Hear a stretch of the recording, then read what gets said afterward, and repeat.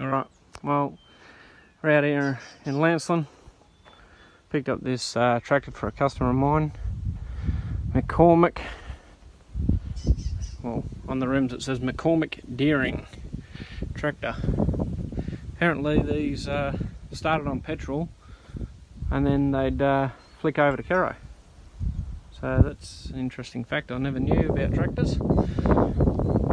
Got it on the old girl. 93 Chevy, 6.5 turbo diesel. They're all chained down, strapped down as well. Everything's secured. So we're going to leave here shortly and head back towards the city.